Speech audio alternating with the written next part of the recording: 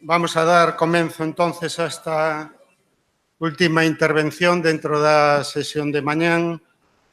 Pero antes de todo quería comunicar un cambio no programa, que o seguinte, o cambio afecta a mañán a primeira sesión, posto que Montserrat Galcerán, que era a que estaba prevista, non pode vir, acaba de excusarse por cuestión de saúde.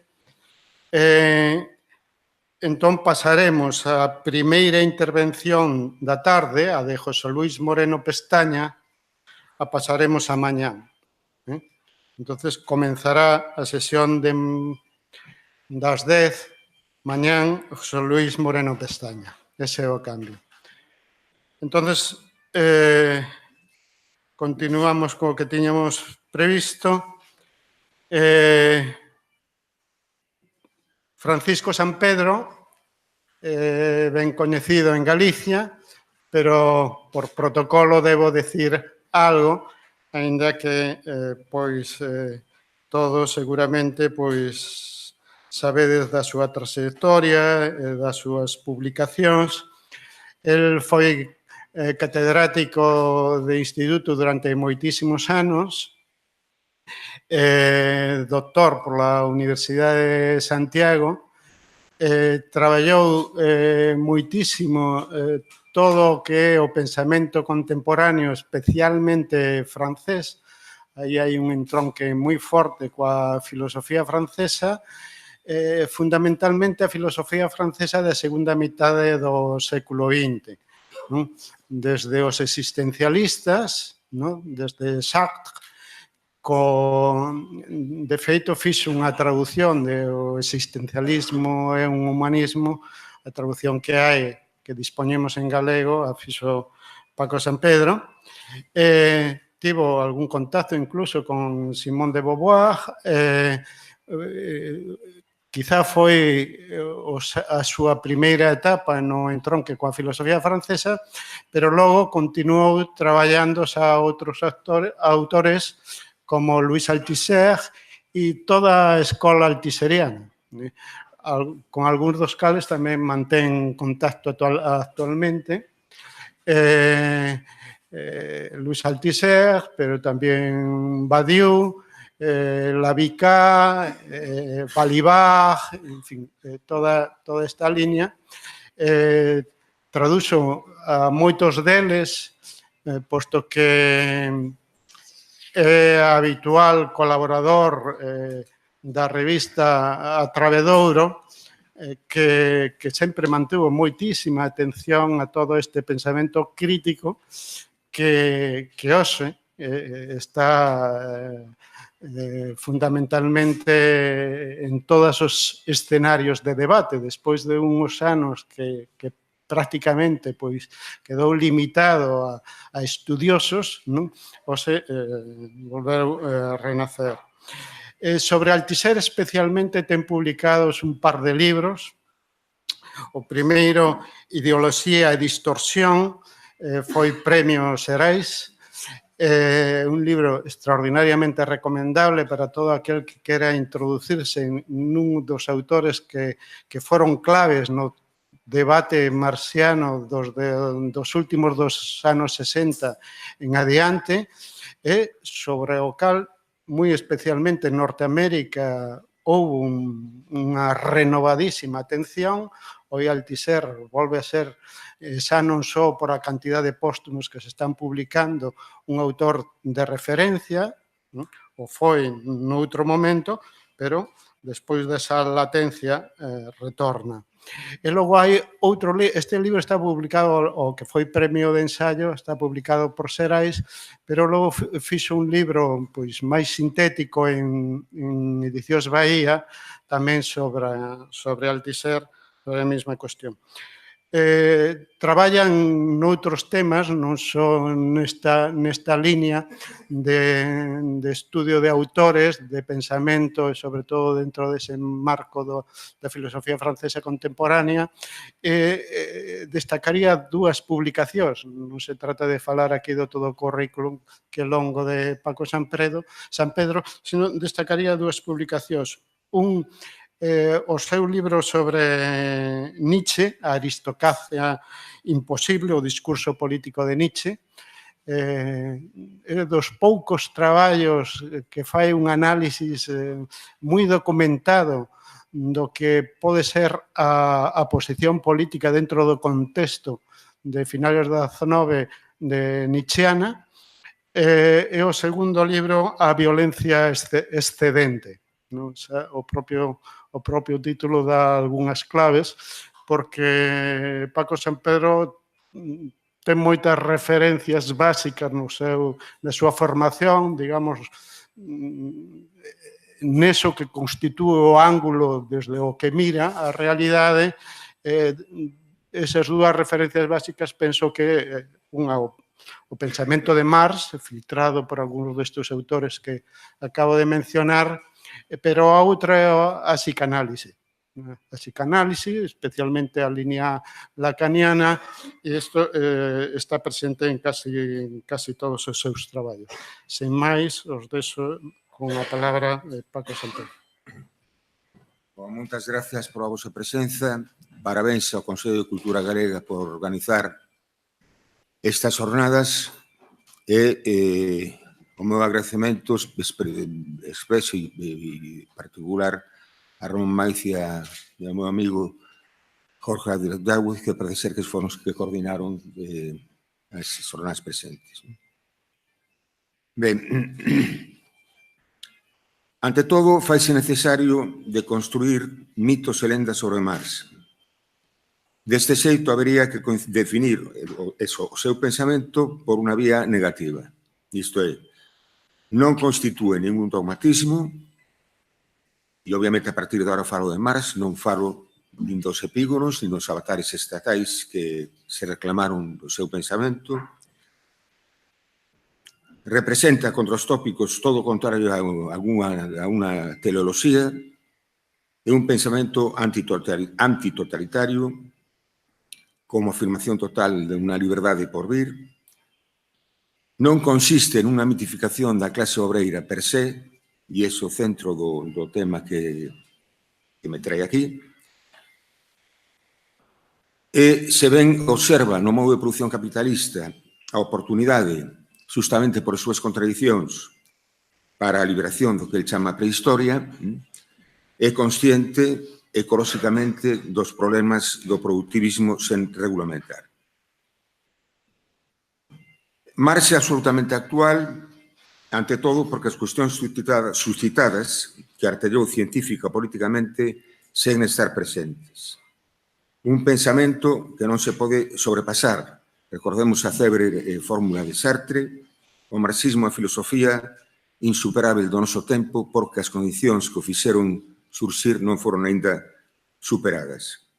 Seguramente algún de vós, eu entre eles, non estamos de acordo con, non digo con esa proposición, digo con que o marxismo sexa unha filosofía en sentido forte da palabra, non? Sino máis ben preferimos falar de posición materialista en filosofía.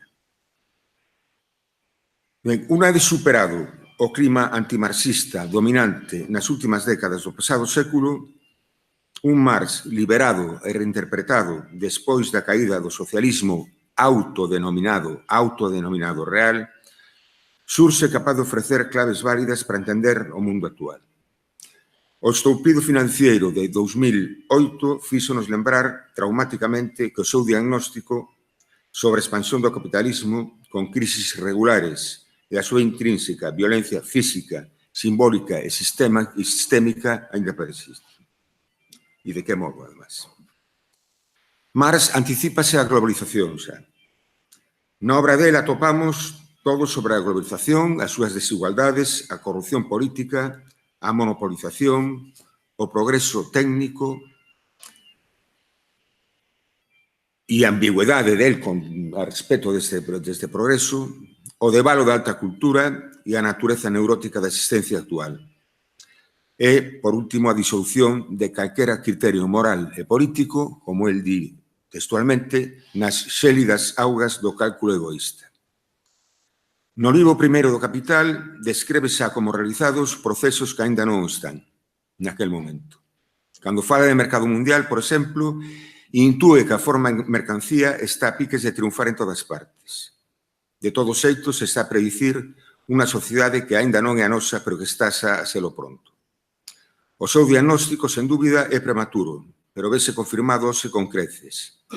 E todos podemos observar que un sistema anónimo, impersonal e residuo pola aberrante lógica da súa propia acumulación expandiuse por todo o planeta subordinando e ou esnaquizando tradicións, formas de vida e resistencias nacionais e culturais con maior ou menor éxito. É dicir, a conocida frase tamén, el todo sólido se esvae no ar, regresa novamente e non necesariamente a modo de farsa. Sen embargo, non debemos dar tregua ao desánimo, ainda que só fose para mantermonos fiéis a ese pensador incorruptível que asistiu sen medo a todas as revoltas fracasadas en Europa e que, observando o pánico provocado por a primeira crise financiera internacional, 1857, resistiu a capitulación intelectual e conservou o temple, o temperamento e a vontade precisos para analizar a convulsión como facía nos seus textos para The New York Tribune.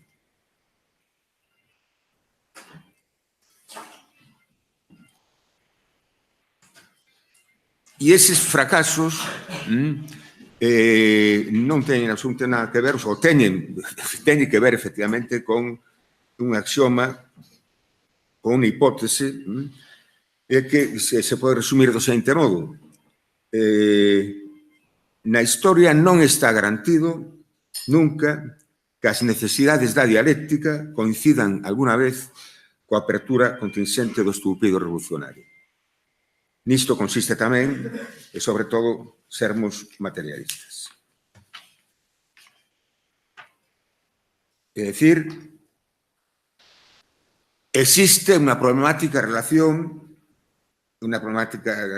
entre as relacións de produción que representaría a lógica da necesidade e a loita de clases, que sería a lógica da contingencia. Pois ben, esa relación non está garantido que se cumpla exitosamente. Ben, a forza inmensa do poder do capital infiltre todos os espazos sociais non debe cegarnos sobre un síntoma freudiano, a denegación. Se o marxismo estivese de feito liquidado, non sería necesaria a compulsión repetitiva de certificar a súa morte. É sabido o comezo do Manifesto Comunista, un fantasma obsesión na Europa. E hoxe tal espectro, lonxe de se disipar, e malas derrotas sufridas, amosa a súa realidade precisamente na denegación da súa existencia. O que fracasou foi a conformación do comunismo, do socialismo, na ecuación partido-estado. E o marxismo, como decía ao principio, non ten nada a ver o pensamento de Marx con algún avatar estatal, nin co fracaso do autodenominado campo socialista. Compre interromper a lógica da derrota, máis que nada porque aquela ruína é un proceso inmanente da historia dos estados, non da historia da política. O que fracasa coa URSS, fundamentalmente coa URSS, e os satélites, non é o comunismo, senón precisamente a súa ausencia, determinável por variáveis diversas que non é momento de analizar agora. Pero o colapso do chamado socialismo real, ese afundimento dun cadáver, elevou o triunfalismo do capital ata a histeria. E todos liberais e os chamados socialistas, como respecto a algúns socialdemócratas que non vou citar, sintetizan os seus antagonismos en competir pola eficacia na xestión do capital e pretende materializar aquela proposición do ministro de Economía de Margaret Thatcher, cando caíu o muro de Berlín. A tal ministro dixo, a partir de agora, ninguén ten dereito a nada. E non sei se foi un empresario, foi un político, creo que en Estados Unidos esta vez, que dixo, en efecto, hai loita de clases e nos vamos gañando por goleada. A maior parte das descripcións de Marx mostran arestora certamente a súa susteza. E compre ser cínico ou cándido para non o recoñecer. O poder estatal moderno non é máis que unha comisión que administra os negocios comuns de toda a clase burguesa. Ou, se preferimos ler a maneira de Toni Negri, o poder de capital é unha banda clandestina. E, a vista dos feitos, xa non tan clandestina, non? A principios deste século observamos como o discurso triunfante e eufórico da economía de mercado e da democracia liberal xa non é que sexa hexemónico, senón que se converteu en dogma. A liberdade codifícase como liberdade mercantil, a democracia como corrupción e especulación. O capital, conveñamos nisto, soubo resistir ao ataque da clase obreira, anulando, disipando a súa consistencia, disgregando a súa consunción. A empresa, moito máis que a fábrica, divide aos traballadores, creando competencias e rivalidades entre eles. E, no Manifesto Comunista, Marx se alude ao feito de que o capitalismo induce aos traballadores a competir entre eles, como garantía, precisamente, da neutralización da súa loita. E, en efecto, o que vivimos hoxe, o neoliberalismo, pone en funcionamento unha susceptibilidade propia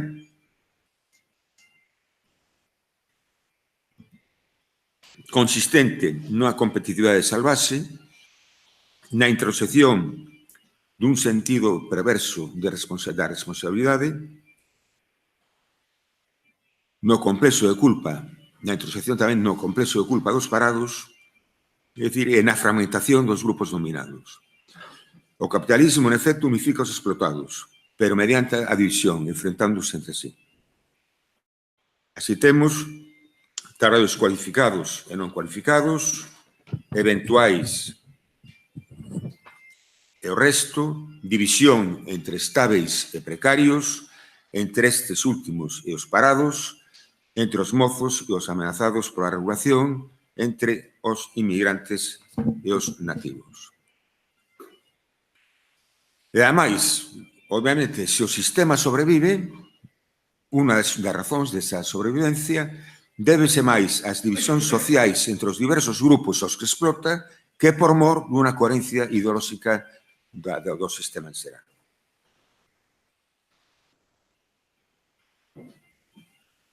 O hiperindividualismo, a hiperatomización impiden, como sabemos, as respostas colectivas. E os políticos dominantes centraránse en satisfacer as demandas dunha pequena élite ao tempo que se beneficiará dunha clase traballadora cada vez máis apática. A asociación das forzas productivas no consiste unha das abrallantes astucias da razón, vístese cos hábitos de Thomas Hobbes. Todos contra todos. Sálvese quen poida. Xa decía a citada Margaret Thatcher, a sociedade non existe, só existen os individuos. Owen Jones, nun libro que supoño que leríades, pero que xa os que non leron o recomendo vivamente, que se chama significadamente a demonización da clase obreira, durante o goberno de Thatcher, algunhas estimacións sitúan o número de parados en 4 millóns. E o terror de perder o posto de traballo ao resto, aos empregados, suprime calquera tentación de defenderse. Iso supuso, ao menos, outros 4 millóns de persoas moi asustadas. E a xente ameazada co paro non compromete o seu emprego emprendendo calquera acción de militancia. En xeral, quero dicir, non? Pero, ademais, se as persoas non combaten de xeito activo un réxime político que as oprime, cada vez tamén se deba a que teñen absorbido sumisamente os seus valores dominantes. Freud, muitísimo antes da época que estamos a vivir, obviamente, afirmaba que as clases desposuídas poden estar vencelladas emocionalmente aos seus amos, poden ver nos valores destes os seus propios ideais. Para algúns, as súas vidas son copias esvaídas das élites e desprezan a que non chegan ao seu nivel. E Freud di textualmente: calquera plebeo miserável afíliase con entusiasmo á orde existente sempre que se lle ofrezan a alguén presuntamente inferior a él, a quen culpar da súa situación de miseria. Non é necesario recordar que os culpables en aquel momento principalmente eran os xudeus, non? Todos sabemos que os tempos de crise son laboratorio excelente para o totalitarismo. As masas son susceptibles de ceder ao resentimento, característica axiomática dos movimentos fascistas. O sentimento de inferioridade resultante ven da perversión, ven da falla de conciencia, da posibilidade de emancipación concreta, proxéctase na nostalgia dun pai omnipotente, dun liderado que garanta imaginariamente alguén inferior para compensar a miseria moral do gregarismo da barbarie. A parte dese lado perverso do que acabo de falar na constitución do fascismo, habería tamén un lado incluído no registro da neurose obsesiva, na angustia da cantidad de individuos ante a idea igualitaria, o que se chama fobia de contaminación.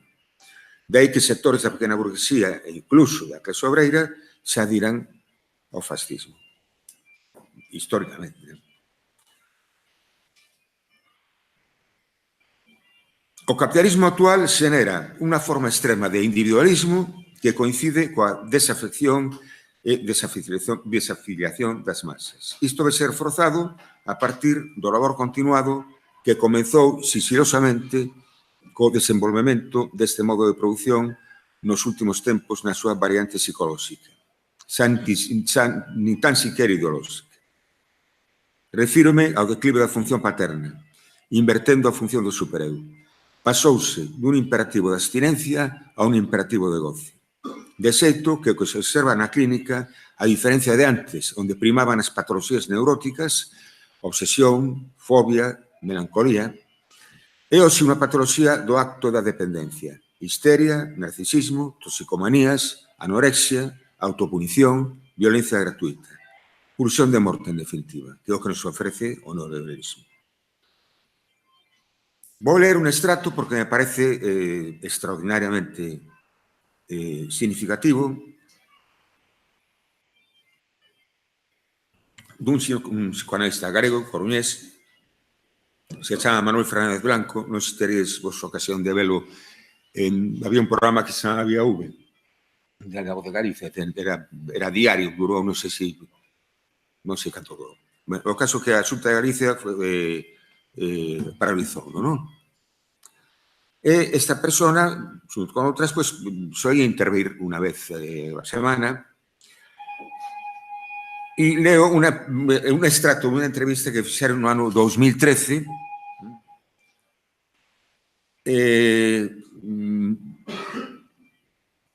non un home especialmente vinculado á teoría social, á política, non, sino á clínica e a psicoanálisis teórica, obviamente, non? Entón, lle preguntan, é breve, pregúntanlle, hai novos trastornos? E el responde, os trastornos mudaron.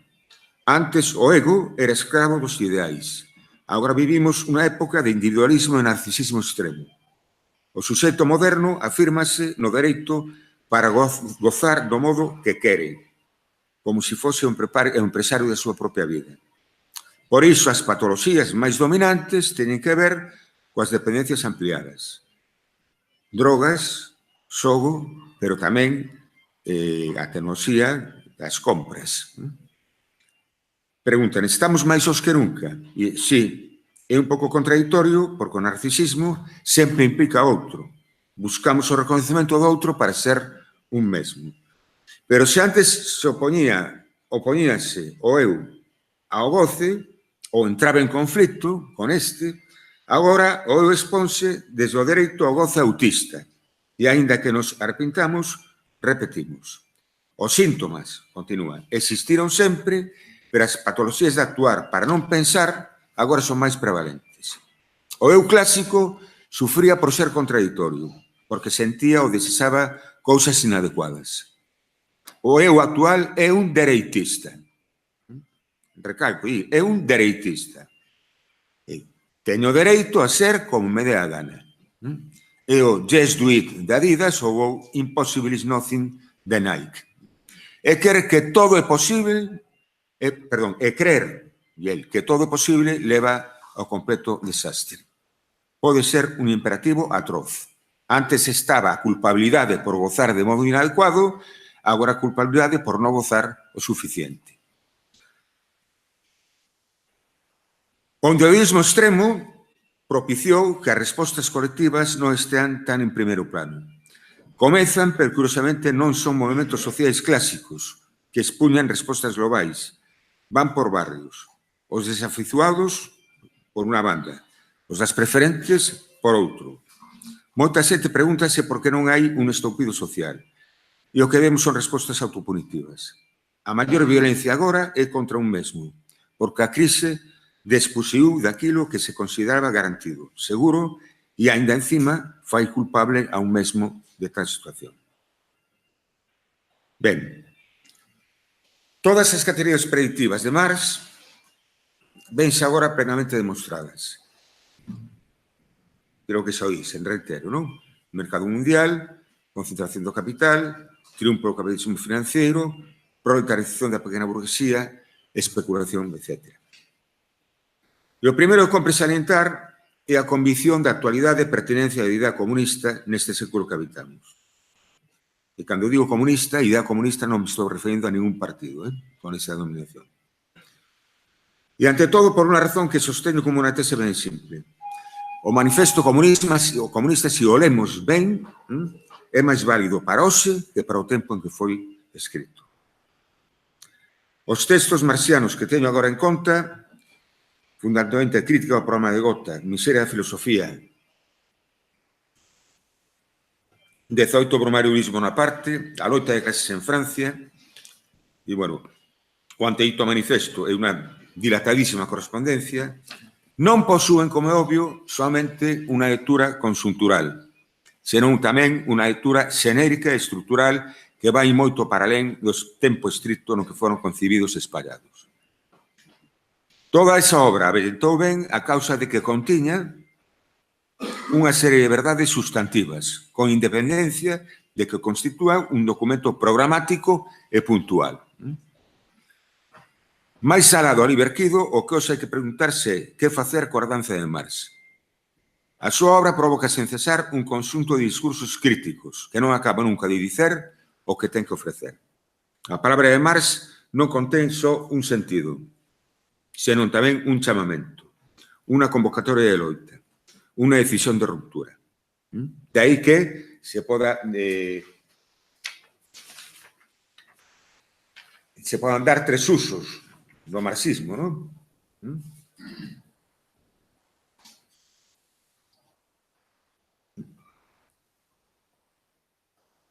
Un uso descriptivo, dedicado ao análise da produción, ao que corresponderían por citar obras emblemáticas dos manuscritos do 48, os Grundrisse, o Capital, a parte de escritos menores. Un uso valorativo, que era extraer os límites e contradicións do descriptivo e as perspectivas para a súa superación, que seren estas obras que eu acabo de citar agora, a parte de outras, como a crítica do dereito e a ideoloxía alemana, fundamentalmente, é un uso prescriptivo, que é o compromiso político radical cara ao desenvolvemento e consecución do que se chama comunismo. En suma, a constatación de que o que é común a todos os seres humanos debe ser obxecto directo e sen tregua do pensamento, da acción e da organización. E ese uso, por último, prescriptivo, vendrían representados, vamos a ver, Todos estes usos están implicados, non? Non son absolutamente estancos, independentes entre sí. Pero neste terceiro, pois tamén entraría a Guerra Civil en Francia tamén, o Manifesto Comunista, obviamente, e a crítica aos programas de Gotha e Dreyfus, por exemplo.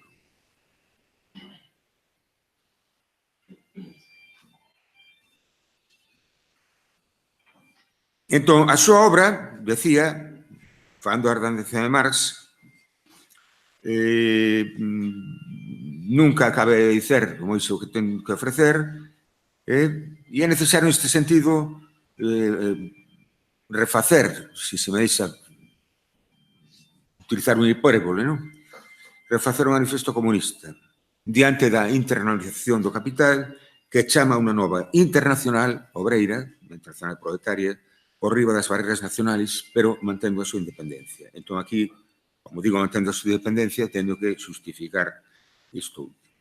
Entón, falo do caso que nos afecta particularmente, a maioría dos que estamos aquí, creo que Galicia, como nación. Hoxe, por proletario, como expresarei máis adiante, se pode concibir a colectividade que crea unha susceptivación tal con independencia da clase de orixe do lugar asignado aos individuos no seu do capitalismo que irrompe decisivamente contra a orde establecida por ese modo de produción. E para o caso galego, o axioma de Nirio, sen afirmar a idea de nación e a responsabilidade nacional,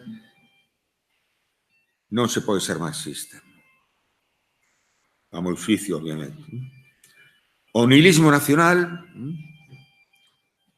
baixo a forma de cosmopolitismo, non son un erro, é unha interpretación interesada do imperialismo.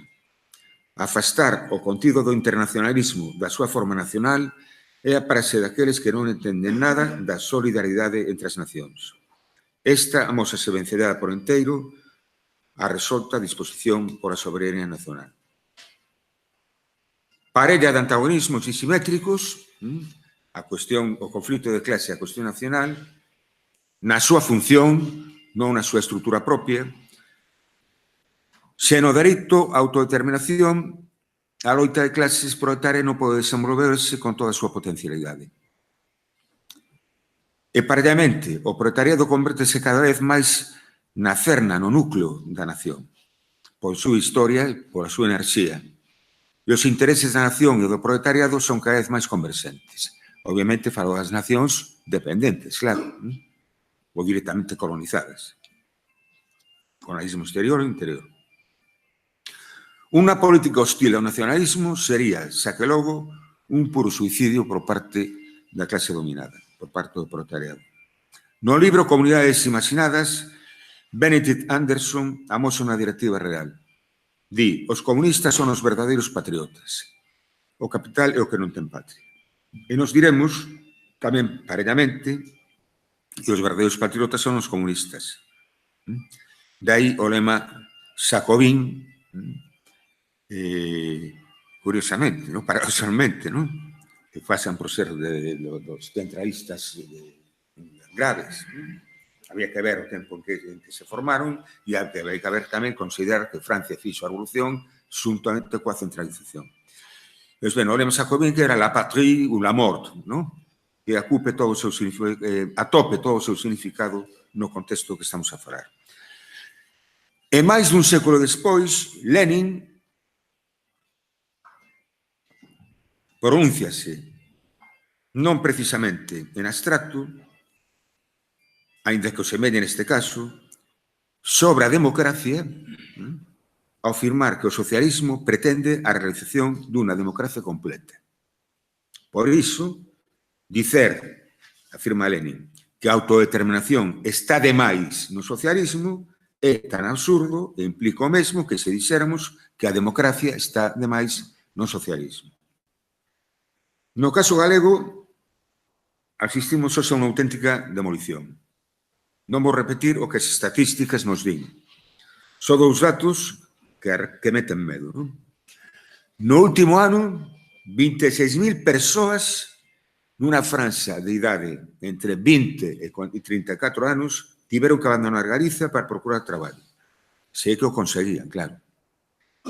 E a poboación ocupada no rural chegou ao seu grado mínimo, 45.000 persoas, a metade de fai tan só unha década. Con isto quer se dicir que Galicia corre un risco grande de desertización. Isto é, se hai unha nación onde a súa opresión este vencellada co conflito de clase, ningún exemplo máis claro que este. Non existe paradoxo ningún na célebre frase de Marx, aplaudida polos centralistas, incluso polos centralistas progresistas, polos PCs al uso, a frase, os proletarios non teñen patria. É de sentido común que non a teñan, en primeiro lugar, porque se les nega. E porque a burguesía naquel tempo, e ainda hoxe, segundo os casos, pretendía monopolizar o sentimento nacional. Mais permítome sinalar varias prevencións. Que os proletarios non teñan patria non contradí o dereito de autodeterminación.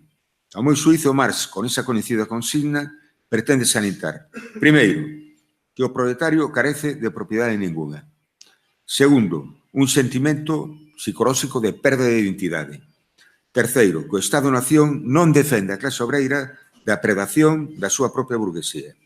E cuarto, advertirnos sabiamente contra a manipulación dos sentimentos nacionais por parte da clase dominante.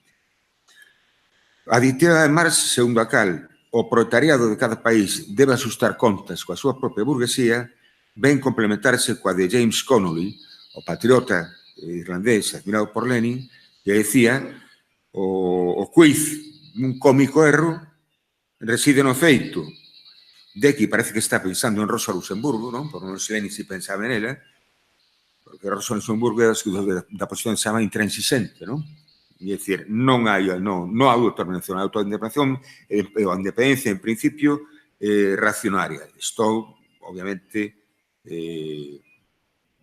sendo moi breve sobre isto, moi conciso, e seguramente moi inexacto, pero se conoce como posición intransixente. Por iso estaba en contra da independencia de Polonia, que era a súa propia nación, e de Ucrania, etc. Pois ben, James Connolly di: o quiz dun cómico erro reside no feito de que, por temor a facer o xogo ao nacionalismo burgués das nacións oprimidas, se beneficia non só a ese nacionalismo burgués, senón, sobre todo, tamén ao nacionalismo ultrarreaccionario da nación opresora. E unha pequena digresión agora sobre as particularidades. Se o que o nacionalismo podemos chamar particularidades, neste contexto creo que sí. Non podemos obviar o que constitúe a esencia do marxismo, que posúe como trazo diferencial a consideración nuclear do capitalismo como a proporción do traballo alleo. Que os comunistas apoien sempre todo o movimento revolucionario contra o sistema social e político existente non debe facer esquecer, e así foi sanitado por Marx, que sitúan nun primeiro plano, obviamente, como cuestión fundamental do movimento, a cuestión da propiedade. Isto quere dicer que calquera tipo de reivindicación é apoiada desde a consideración das relacións de propiedade como seu chan natural, como súa base natural. Deste xeito, feminismo, ecologismo, nacionalismo, calquera outra particularidade, non só serán legítimos, senón que cobrarán forza efectiva na súa auténtica dimensión se asumen a realidade da determinación divisoria das clases. O exemplo pragmático desto é a obra da pensadora norteamericana Nancy Fraser, a propósito do feminismo. Certamente o tempo de Marx non é o de 2018, porén, temos que constatar un cumprimento xeral, non puntual, claro, das análises de Marx. E mesmo a evidencia dos seus pronósticos. Primado o sorto da economía, acumulación tendencial da propiedade, fundamentación absoluta do poder no capital. Tenemos en conta que Marx xa falaba da globalización en 1850 e indicaba, ademais, que a propia burguesía substituiría a explotación velada mediante ilusións por unha explotación aberta, descarada, directa e árida. Este é o panorama do capitalismo tardío, do capitalismo serodio, ou como algún señala, do killer capitalista, do capitalismo asesino. Non? Alain Badiou, por exemplo, di, referíndose a este momento, claro, non? E cales serían as consignas do poder?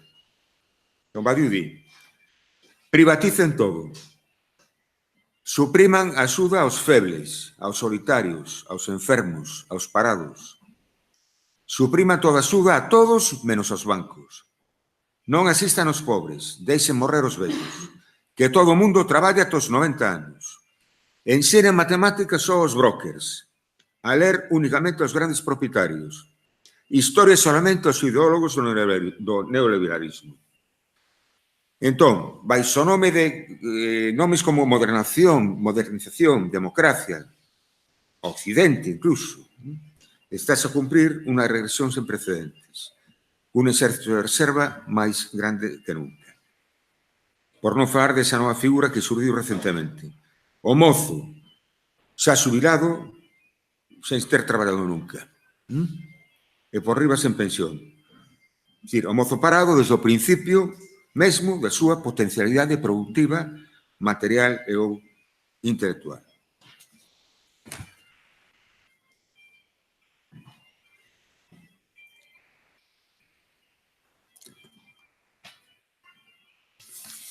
Sobre isto,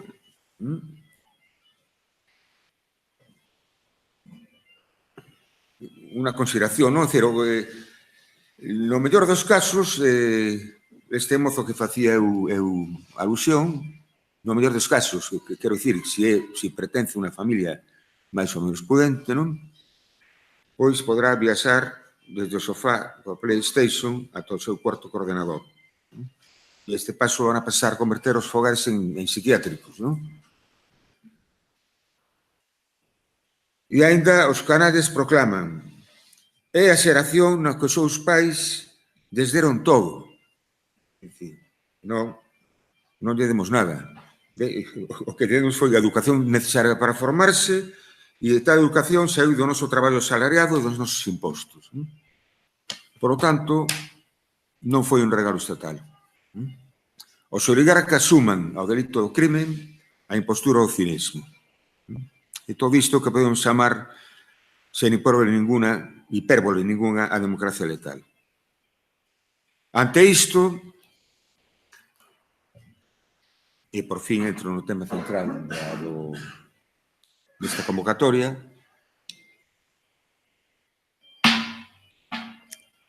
faise necesaria a recuperación creativa dunha susceptibilidade opositora.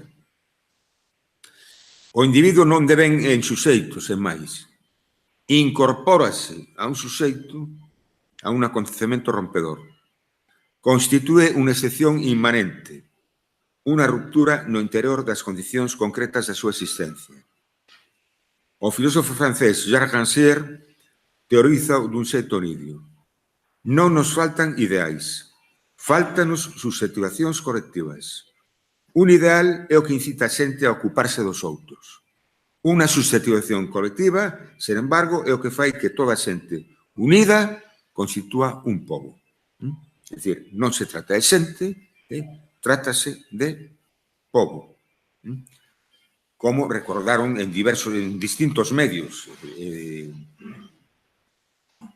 Por exemplo, Pilar García Negro ou Xoxo Luís Méndez Ferrín. Coinciden justamente nisto, da conversión de xente en pobo. O termo pobo é o que pode designar o suxeito dun proceso político en tanto que destrúe a inercia da xente.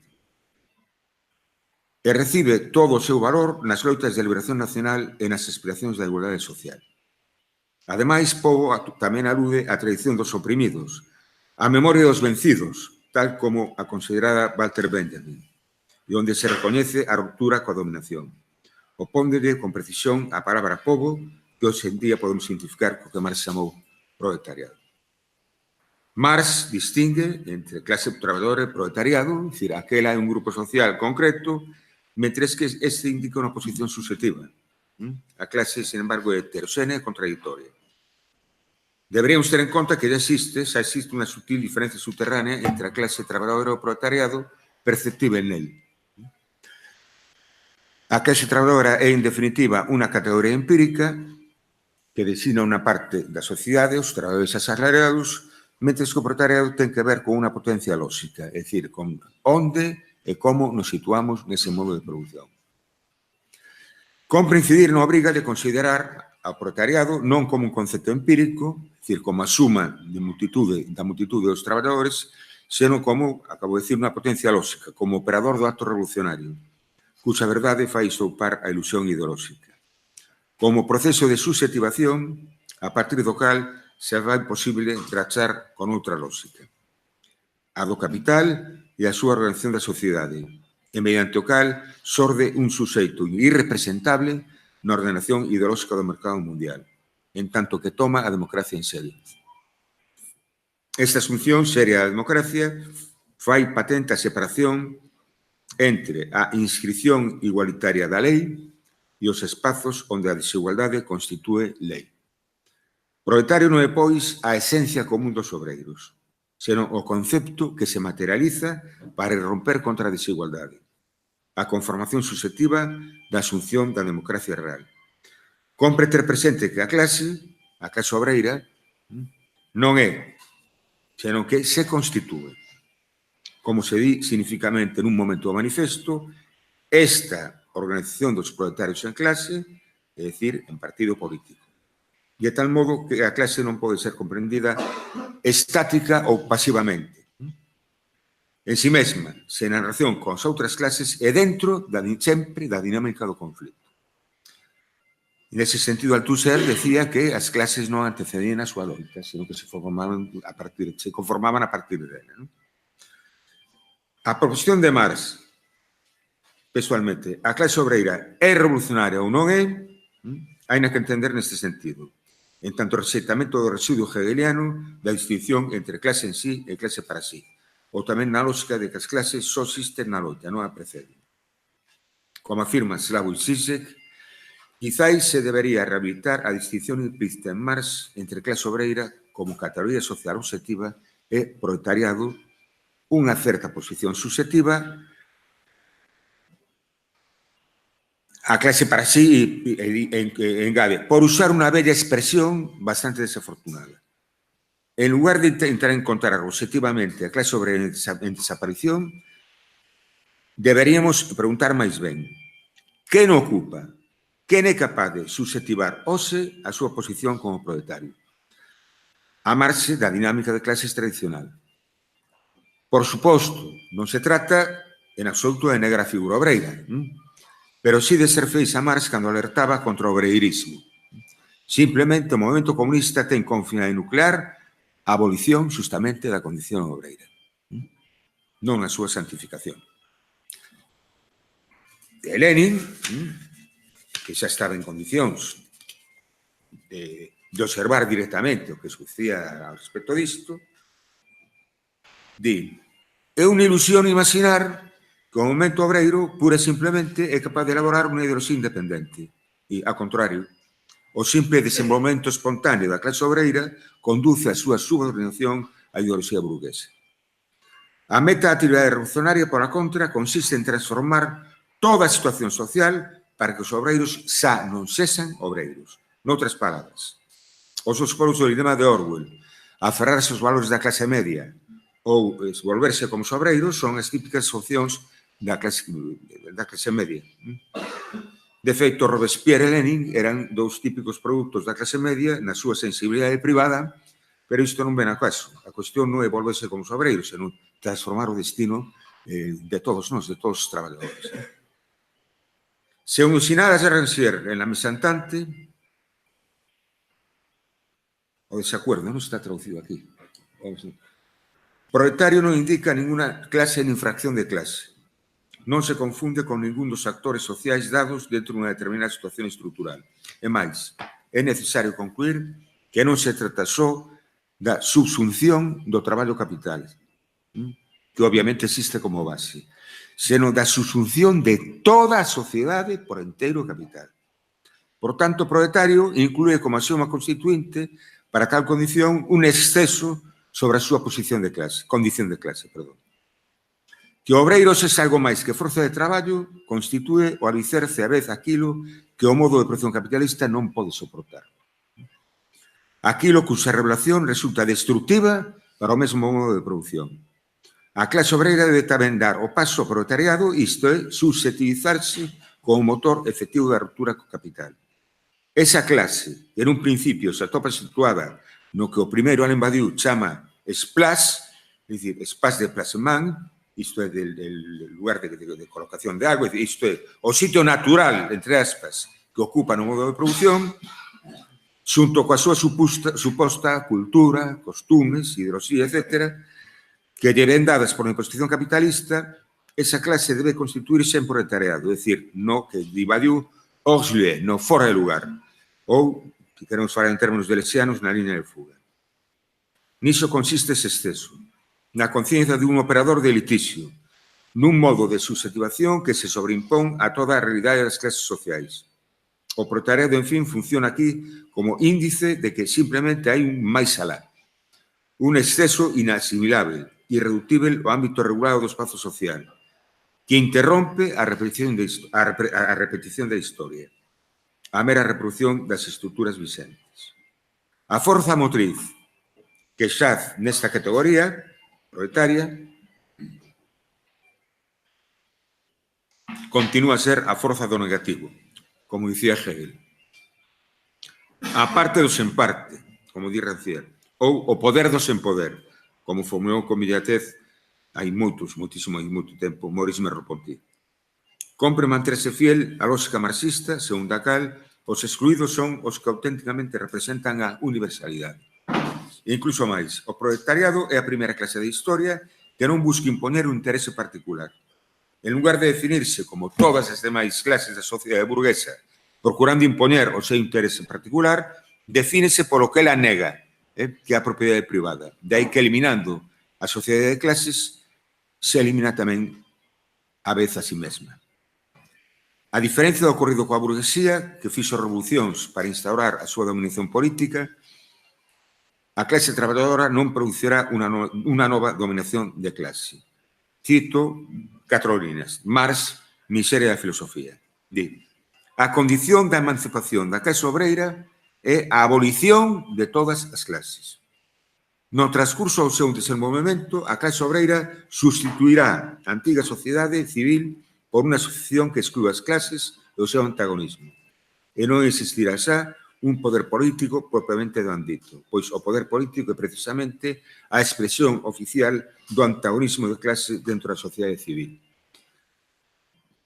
Pero o proletario, entón, é un predicado móvil, en tanto interesa a humanidade xenérica.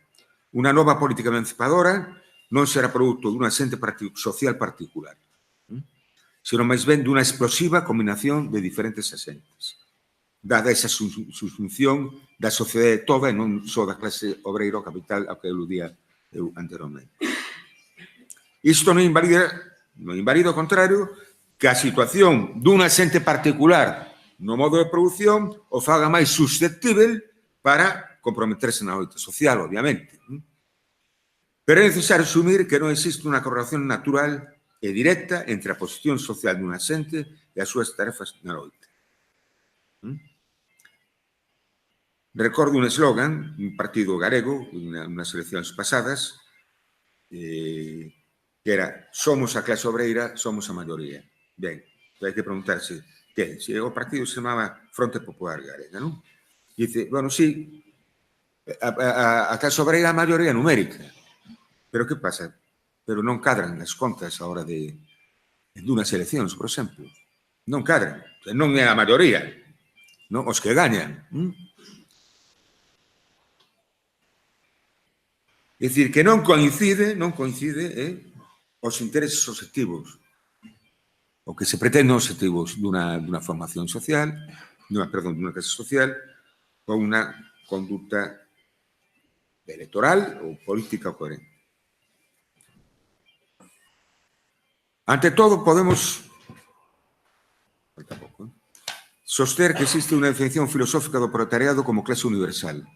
En suma, a clase está presente non é absoluto no exterior, senón no interior. O proletariado non é só un termo identificável nas grandes contradicións sociais do presente. É tamén, e sobre todo, a clase portadora do futuro, precisamente porque non ten nada que perder.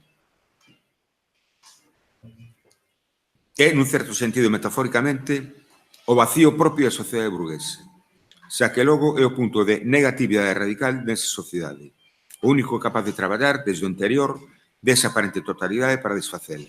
Dito outro xeito, é a única clase cuxo interese pode ser considerado como o interese da humanidade inteira. De aí que se defina como nós non somos nada, sexamos todo. Anorgamento ao respecto do xeito político, asilabou Zizek, de novo, dice, certamente non deberíamos abandonar a noción de proletariado ou da posición proletaria. Pola contra, a actual conxuntura, o neoliberalismo, lévanos a radicalizar aínda máis, se cabe, ata un nivel existencial moito máis alá da imaginación de Marx. Necesitamos unha noción máis radical de suxeto proletario.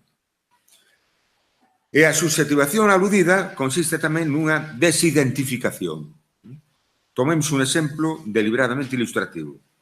Rancière, de novo, di: obreiros ou mulleres son identidades aparentemente sen misterio, non? Todo o mundo pode ver de que se trata. Agora ben, a subjetivación política arríncanos desa evidencia, nos separa dela.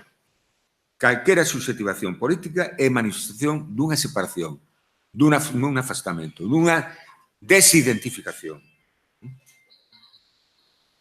Toda subjetivación é unha separación violenta da presunta naturalidade dun lugar, do lugar asignado polo capital. Ou polo patriarcado, non? Sería no caso da muller. Ou de ambos os dous, a maioría das veces. Ao contrario, de supor un ethos, é dicir, un conxunto de costumes e de hábitos, non? Presupón unha fractura que separa o significante traballador e ou muller do lugar que lle era asignado, da identificación que producía, de xeito que xorde un suxeito irrepresentable na ordenación do mercado mundial e do rol de xénero. Exemplo admirable, as milicias femeninas kurdas, actualmente. A conexión magnífica entre un suxeito político, pobo traballador e feminista e a liberación nacional.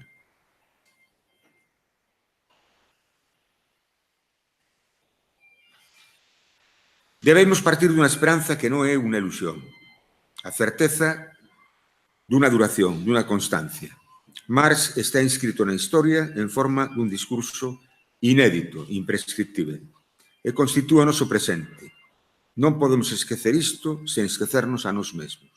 O cal abonda para a resolución en proseguirnos coa política de emancipación que a partir de Marx fixo posible o pensamento do acceso progresivo a unha comunidade digna de merecer tan nome. E mesmamente, aínda que só fose por razóns de dignidade, compra recordar que o obxectivo será ser exactamente o mesmo que o descrito por Carlos Marx.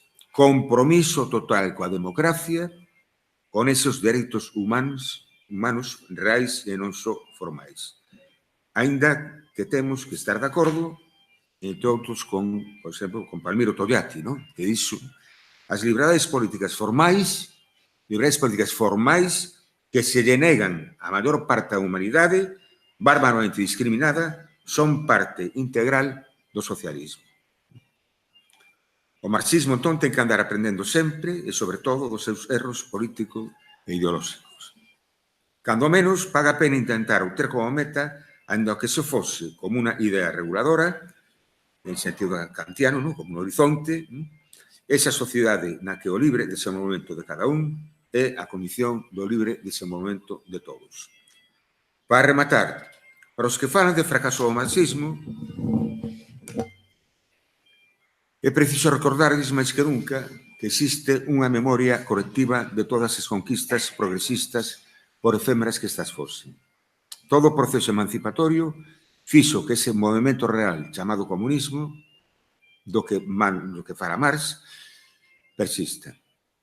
Por iso, cando Zizek alude a repetir Lenin, non considera en absoluto en repetir o que el fixo, senón ao contrario, o que el non fixo. É dicir, nas súas oportunidades perdidas. Entón, según isto, o socialismo, o comunismo, como vamos denominalo, terá que aparecer nunha segunda vez, en base de integrar e solucionar as refutacións que sofren.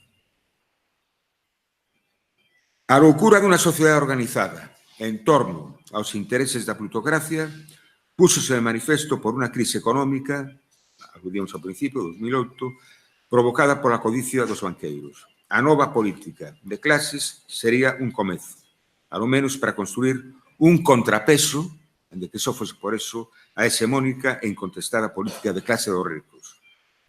Eses que están gañando por goleada. Eses sí que fan hexemonía, non os granxianos. Estos sí que saben o que é hexemonía. A clase traballadora tense organizado no pasado para defender os seus intereses e arrincou concesións da clase dominante. Por moito que se ignore, volver a facelo. E precisamente esta énfase nos diversos, novos e máis difíciles aspectos da análise de Marx e de Engels, caso, evidencia o carácter inconcluso da investigación na que se baseou, que se converteu hoxe nunha fonte de perspicacia e inspiración, que eleva enfoques novos e creativos do materialismo histórico. Esa incompletitud do corpus intelectual de Marx recoñécese agora como unha fortaleza, facendo que o carácter científico do materialismo histórico sexa máis claro que nunca.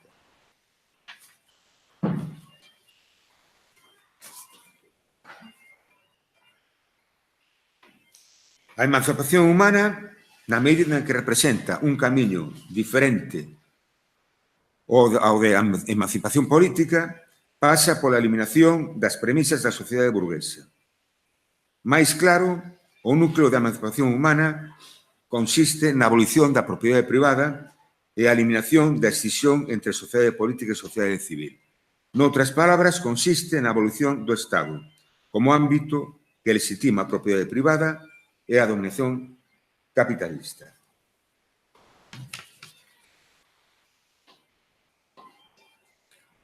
Pero hai que ter en conta o que significa a abolición do Estado. O sea, no propio Marx. Dice, na sociedade comunista o Estado non desaparece como administración pública. Non. O que perde o seu carácter de clase. Como Marx explicou, o poder público perdería baixo o comunismo o seu carácter político.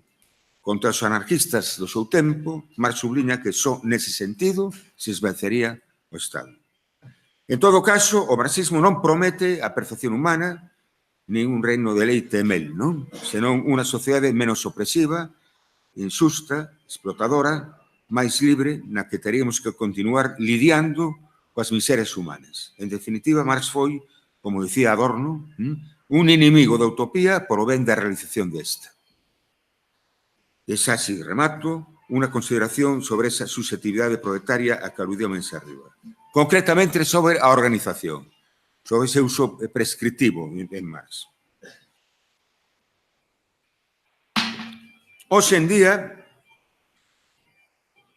desatouse unha polémica, ahora parece ser que está bastante debilitada, non? Sobre a habilidade ou funcionalidade da forma partido e a súa posible sustitución por un movimento. Considero que os movimentos poden e deben existir como alternativa a unha forma partido desvirtuada. Mais, hai exemplos na historia de abondos, de que o movimento ás veces acábase tamén desvirtuando a sí mesmo, co cual desmoraliza moitísimo máis ao povo. Se a xente espera unha novedade, o povo, perdón, que espera unha novedade, non? Algo que realmente sexa fructífero, entusiasta, etcétera, etcétera. E iso se convirte unha caricatura do que era un partido, entón a desafección a que eu aludí antes vai ser duplicada. Dicir, significa desmoralización.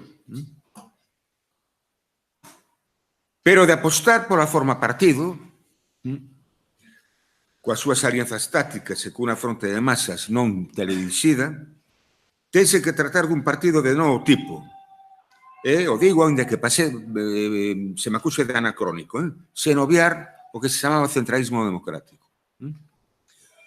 Contra a perversión que desta categoría do centralismo democrático se realizou nos países xa vicinantes, autochamados do socialismo real, non?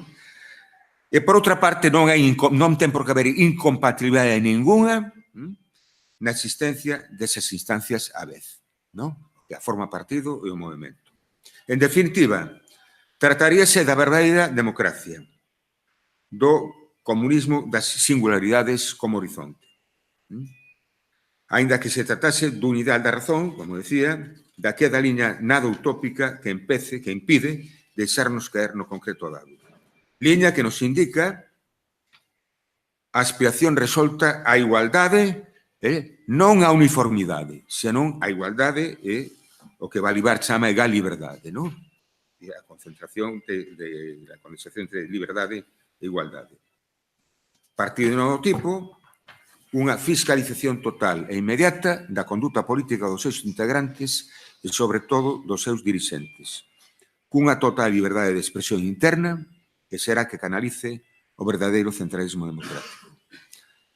A propósito do entusiasmo que certas victorias, sen duda importantísimas, efectuadas no xo da esquerda, compre pensar que ese puro momento de liberdade no que se pretende pôr en suspenso o amo non nos debe engañar verbo do acontecemento en sí.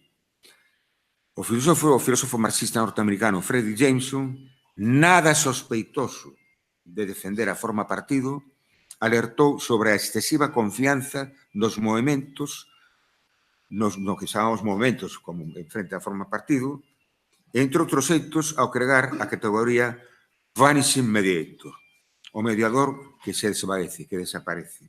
É dizer, aquel movimento que desexa carela unha transformación radical cara a democracia e a liberdade, pero que é anulado polas circunstancias unha vez cumprida a súa función. Un exemplo entre moitos. Na República Democrática Alemana, creo que é un país que coñece ben Monedero, non sirve, porque fixo a tese outra sobre él, e non pena que non está aquí para que me corrixira, non? Na República Democrática Alemana, xusto antes da caída do muro, había un movimento que se chamaba Neues Forum.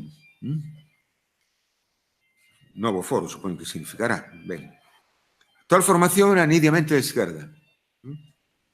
Pretendía unha transformación no xo da República Democrática Alemana exixindo máis comunismo, máis liberdade. Ambas as dúas cousas a vez. O que aconteceu foi o que sabemos.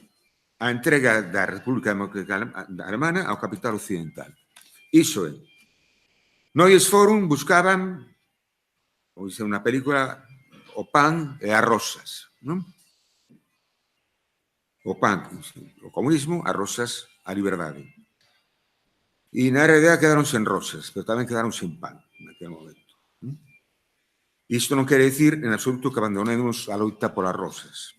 O comunismo de singularidades, o que fixen alusión, xa foi defendido entre outros autores absolutamente, non estares de acordo comigo, dispares, como son Adorno, Sartre e Abadie. Ainda que entre estes dous últimos hai máis afinidade. Ben, ese comunismo das singularidades son os que identifican o pan e as rosas. E mesmamente, aínda que iso fose por razóns de dignidade, compre acordar que o obxectivo chega a ser para os comunistas, e reitero, comunista non quere decir pertence a un partido chamado tal, hai moitos comunistas sin partido. Exactamente significa o mesmo que o descrito no manifesto. Compromiso total coa democracia, con esos dereitos humanos reais, non coa súa conversión en moeda de alcarote. Non podemos, se me permite unha consideración ética, defraudar defraudar aos nosos devanceiros. Desde Espartaco a Rosa Luxemburgo, desde os mártires de Chicago ao Moncho Reboiras. Os comunistas estamos obrigados a continuar e os que nos seguirán na nobreza desa idea continuarán ata cadar algo moi simple, que un enunciado desigualitario non só resulte censurado, senón que sexa imposible de formular. Moitas grazas.